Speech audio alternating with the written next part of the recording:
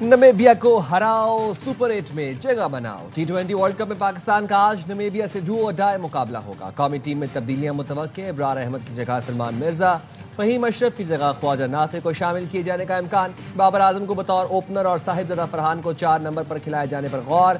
जराये के मुताबिक कप्तान, कोच और टीम मैनेजमेंट का बाबर आजम, शाहीन आफरीदी और शादाब खान पर एतमाद बरकरार है। मैच पाकिस्तानी वक्त के मुताबिक दोपहर 2:30 बजे शुरू होगा।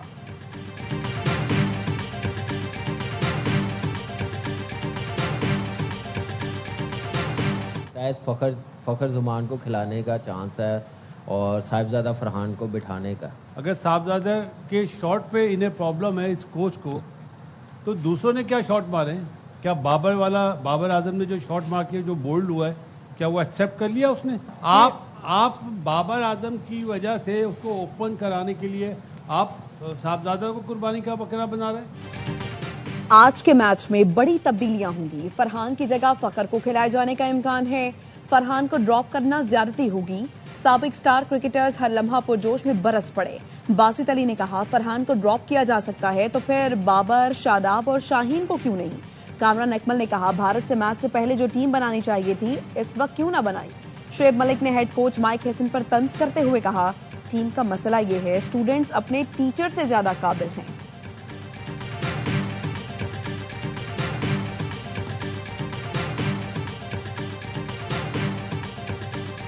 टूर पर बद इंतजामी, गैर मयारी खुराक, रिहाइश और खिलाड़ियों से नारवा सलूक। ऑस्ट्रेलिया से वतन वापसी पर कौमी हॉकी टीम के कप्तान और खिलाड़ी फट पड़े। लाहौर एयरपोर्ट पर मीडिया से गुफ्तगू में कप्तान ने कहा, मैनेजमेंट ने हमारे साथ बहुत ज्यादती की। सिडनी एयरपोर्ट पर 13 घंटे लावारिस रहे। होबार्ट से आने वाली तमाम खबरें दुरुस्त हैं। हमें मना किया गया कि बात भारत पहुंच जाएगी। मैंने और खिलाड़ियों ने वीडियो बनाकर शेयर की। मौजूदा मैनेजमेंट के साथ काम नहीं कर सकते। वज़ीर आज़म और फील्ड मार्शल से मुतालबा है मामले का नोटिस लें। टीम मैनेजमेंट ने एक एक खिलाड़ी से पूछा कि हमारे साथ हो या इमाद बट के। सदर फेडरेशन तारिक बुगटी ने खिलाड़ियों और टीम मैनेजमेंट को तलब कर लिया। मुशीर वज़ीर आज़म राना सनाउल्लाह के जिम्मेदारों के खिलाफ सख्त कार्रवाई की वार्निंग। कहा, हॉकी फेडरेशन का रवैया नाकाबिले कबूल है, नताइज भुगतना पड़ेंगे।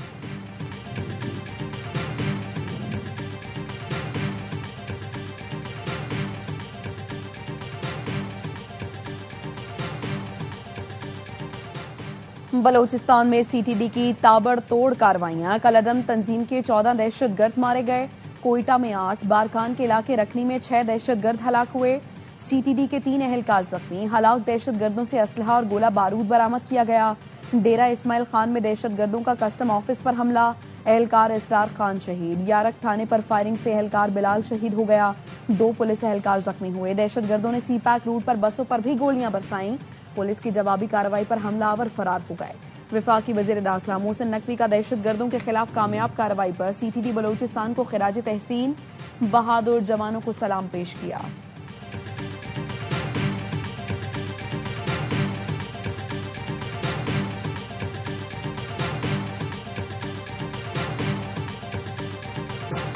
इमरान खान वो किसी डील के लिए तैयार नहीं है। बड़ी सीधी बात है। न सिर्फ वो डील के लिए तैयार नहीं है, बल्कि जो उसकी शराइत हैं उस शराइत को मौजूदा हुकूमत पूरा नहीं कर सकती। मोहसिन नकवी साहब और अली अमीन गंडापुर साहब के दरमियान हुई है और वो कोशिश संजीदा कोशिश थी। बानी पीटीआई से डील के लिए 2 बार संजीदा कोशिश हो चुकी। बानी इस वक्त किसी डील के लिए तैयार नहीं। वज़ीर आज़म के मुशीर राना सनाउल्लाह का एयरवाई न्यूज़ खुसूसी इंटरव्यू। कहा, डील के लिए पहली संजीदा कोशिश मोहसिन नकवी और अली अमीन गंडापुर ने 26 नवंबर से पहले और बाद में की। दूसरी संजीदा कोशिश बैरून मुल्क से आए चंद अफराद ने की। सियासत रास्ता निकालने का नाम है, लेकिन बानी रास्ता निकालना नहीं चाहते। बानी पीटीआई का रवैया हट धर्मी वाला है, जिसे वो कहते हैं कि डट कर खड़ा है।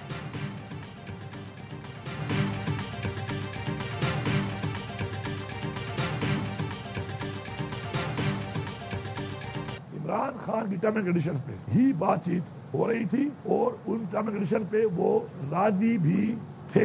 टीओआर बन गए थे। तो वो बात शुरू हुई थी 5 अक्टूबर के बाद। जब प्रेशर बना 5 अक्टूबर को हम आए और हम डी चौक तक पहुंच गए। सारे रास्ते तोड़ के 2 दिनों में उनकी तरह जड़ें हिली। तो मैं आपको एग्जैक्ट बात बताता हूं कि मेरे साथ जो बात शुरू की उन्होंने, तो उन्होंने कहा ये कि यार तुम भी थक रहे हो, हम भी थक रहे हैं, बस बैठ के मसला हल कर। These are the exact word.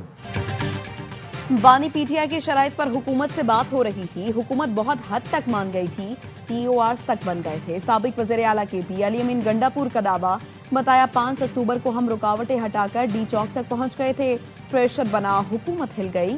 मुझसे कहा गया तुम भी थक रहे हो, हम भी थक रहे हैं, चलो बैठ कर बात करते हैं। 25 नवंबर को बानी ने बैरिस्टर गौहर के जरिए पैगाम दिया, संजानी पर रुक जाएं। हमने संजानी पर रुकने का हुक्म नहीं माना, बस वहां से हमारी तबाही हो गई।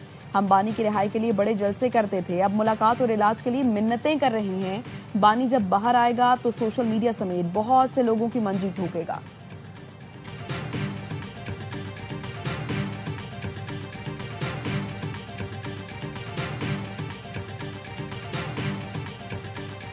जिस दिन इमरान खान बाहर आ गया, इस पार्टी में कुछ लोग, सियासत तो छोड़ दे, इमरान खान के करीब नजर नहीं आएंगे आपको। मैंने इमरान खान के लिए तीनों बहनों को ऐसे हाथ जोड़े इस तरह, ये देख रहे हैं हाथ मेरे, मैंने कहा अल्लाह रसूल का वास्ता है, उसको बाहर आने दो, ये आपस की लड़ाइयां खत्म कर दो। अली बाबा जी ने कहा कि अली अमीन जो भी उसकी हैसियत नहीं है, मैंने मान लिया, ठीक है, इमरान खान को बाहर आने दो, इमरान खान बताएगा किसी कितनी हैसियत है। अली अमीन गंडापुर की अलीमा खानम, सलमान अकरम राजा और शहबाज गिल पर लफ्जी गोलाबारी, कहा बानी को एक बार बाहर आने दें, फिर पता चलेगा मेरी कितनी औकात है और अलीमा खान क्या औकात है। मैं तो कहता हूं बानी की बहनों को पार्टी चेयरमैन बना दें, बानी की बहनों के सामने हाथ जोड़े, मिन्नत समाजत की कि आपस के झगड़े खत्म करें, बानी को रिहा होने दें। सलमान अकरम राजा को पार्टी में जुमा 8 दिन हुए, डिक्टेटर बना फिरता है। शहबाज गिल बाहर बैठकर पैसा कमा रहा है और हमें गद्दार कहता है। यूट्यूबर्स और सोशल मीडिया वाले मुझे कहते हैं कि लड़ो मरो, बैरून मुल्क बैठे इनकलाबी पाकिस्तान आएं और मेरी जगह लें, तहरीक लीड करें।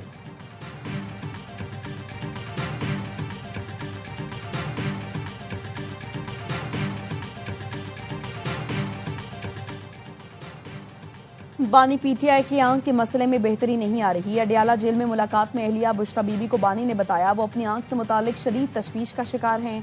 बुशरा बीबी की बहन मरियम रियाज भट्टू कहती हैं बानी ने बुशरा बीबी को बताया हुकूमत के भेजे गए डॉक्टर्स की रिपोर्ट दिखा भी दी जाए तो वो मुतमईन नहीं होंगे, उन्हें सिर्फ डॉक्टर फैसल सुल्तान और डॉक्टर आसिम पर भरोसा है।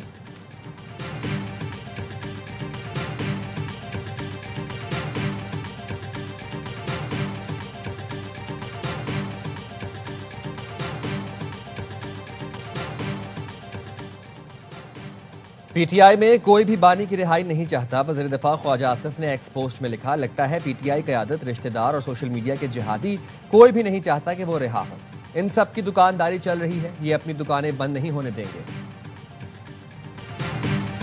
रमजानुल मुबारक का चांद देखने के लिए मरकजी रोयते हिलाल कमेटी का इजलास आज पेशावर में होगा। सऊदी अरब, मुत्तहिदा अरब इमारात, कतर, यमन और फलस्तीन में आज पहला रोजा। इसराइली जाहरियत के बावजूद गजा के बाजारों की रौनकें लौट आईं। मगरबी किनारे भी बाजारों में सहर व अफ्तार के लिए शहरियों का रश रहा। तुर्की, Malaysia, Indonesia, Azerbaijan, Kazakhstan, Kyrgyzstan और उज़्बेकिस्तान में यकुम रमजान कल होगा। वज़ीर आज़म शहबाज शरीफ का अमीर कतर को फोन, माह सयाम की मुबारकबाद दी, बरादराना ताल्लुकात को मजीद मजबूत बनाने के आज़म का अदा किया।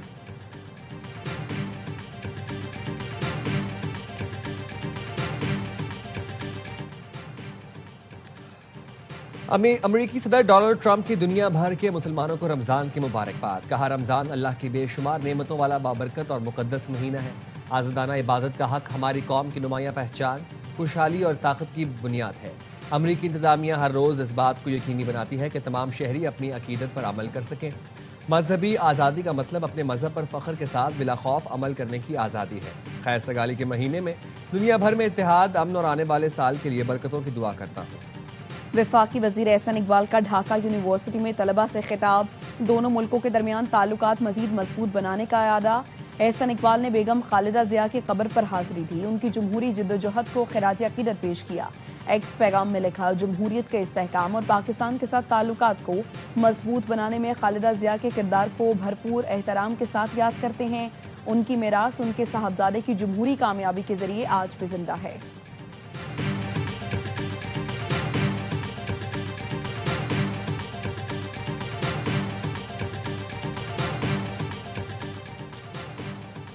NCCIA और FIA मुलाजमीन की मुस्तकली का केस। इस्लामाबाद हाई कोर्ट का वफाकी वजारत कानून, फेडरल पब्लिक सर्विस कमीशन और दीगर को नोटिस जारी। पैरावाइज कमेंट्स जमा कराने का हुक्म, फरीकैन जवाब की नकूल दरखास्त गुजार को भी फराहम करेंगे। जस्टिस मोहम्मद आजम खान ने 43 अफसरान और मुलाजमीन की दरखास्त पर समाअत का हुक्मनामा जारी कर दिया।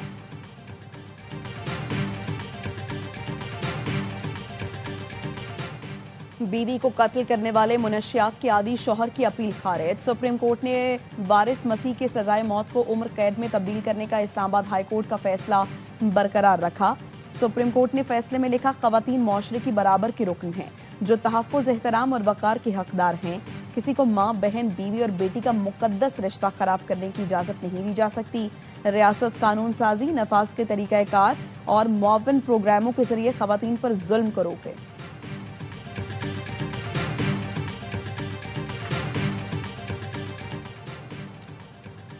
लाहौर के फातिमा जिन्ना मेडिकल कॉलेज की छत से छलांग लगाने वाली तालिबा दम तोड़ गई। 22 साल फरीहा ने हॉस्टल की तीसरी मंजिल से छलांग लगाई। डॉक्टर का कहना है तालिबा के सर में गहरी चोट आई, जिसकी वजह से वो जांबर ना हो सकी। तालिबा कुछ अरसे से डिप्रेशन का शिकार थी। तालिबा हॉस्टल में रिहाइश पजीर थी। तालिबा की मैयत आज़ाद कश्मीर रवाना कर दी गई। फातिमा जिन्ना मेडिकल कॉलेज की MBBS क्लासेस एक हफ्ते के लिए मुअत्तल। अंडर ग्रेजुएट क्लासेस आज से 24 फरवरी तक बंद रखने का फैसला। प्रिंसिपल फातिमा जिन्ना मेडिकल कॉलेज की मंजूरी से बाकायदा नोटिफिकेशन जारी।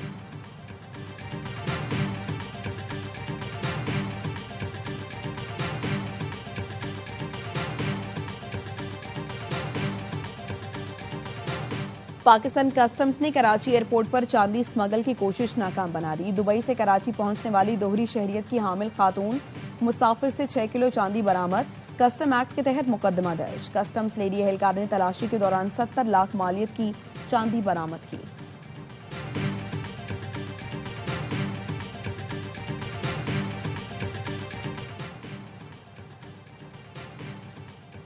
कराची एयरपोर्ट पर FIA इमिग्रेशन की कार्रवाई। उमरा वीजा की आड़ में सऊदी अरब और दुबई के लिए खेप लेकर जाने वाला खानदान गिरफ्तार।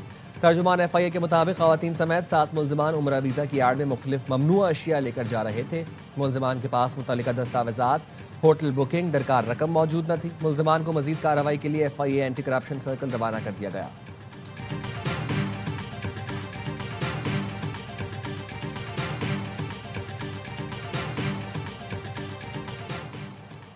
ATC पेशावर ने रेडियो पाकिस्तान हमला केस का हुक्मनामा जारी कर दिया। रेडियो पाकिस्तान के वकील और स्पेशल प्रोसिक्यूटर अदालत में पेश हुए।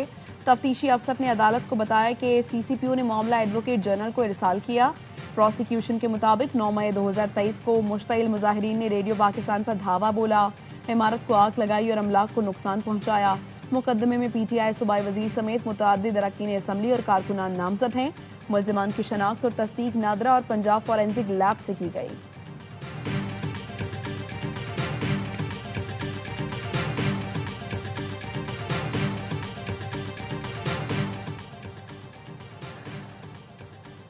ईरान को जौहरी हथियारों के हुसूल से रोकने के लिए तमाम ऑप्शन इस्तेमाल करेंगे। मुज़ाकरात में पेशरफ्त के बावजूद ईरान ने अमरीकी रेड लाइन्स तस्लीम नहीं की। अमरीकी शराइत पर अमल दरामद नागुज़ीर है।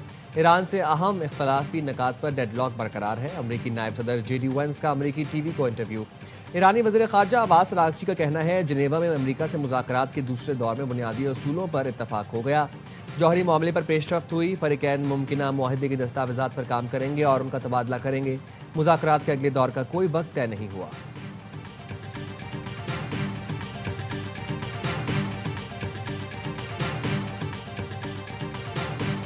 इंडिया AI इम्पैक्ट समिट का हंगामा आराई और बदनस्मी के साथ आगाज। आलमी टेक माहिरीन की मौजूदगी के बावजूद बदइंतजामी नमाया। समिट का पहला दिन मोदी के फोटोशूट और बदतरीन बदनस्मी की भेंट चढ़ गया। भारतीय वज़ीर आज़म के दौरे से कबल कई घंटों तक दाखिली रास्ते बंद। गैर मुल्की मंदोबीन तपती धूप में सड़कों पर ख्वार होते रहे। दिल्ली की फजाई आलूदगी और बदतरीन ट्रैफिक जाम ने शुरका को हाल से बेहाल कर दिया। कॉन्फ्रेंस हॉल के अंदर नाकिस वेंटिलेशन और बिजली की बंद है। स्टार्टअप बानियों का एहतजाज। इंतजामिया की कारकर्दगी पर सवालात उठ गए। बूथ से चोरी के भी वाकयात की इत्तलात। मुंतजमीन वजाहत देने में नाकाम। इंडिया AI समिट का पहला दिन शदीद तनकीद और मायूसी के नाम रहा। रवां साल जनवरी में पाकिस्तान का current account 12 crore 10 lakh dollar surplus रहा है। स्टेट बैंक के मुताबिक दिसंबर 2025 में करंट अकाउंट खसारा 26 करोड़ 50 लाख डॉलर था। जनवरी 2025 में करंट अकाउंट खसारा 73 करोड़ 70 लाख डॉलर था। रवां माली साल जुलाई से जनवरी तक करंट अकाउंट खसारा 1 अरब 7 करोड़ 40 लाख डॉलर रहा।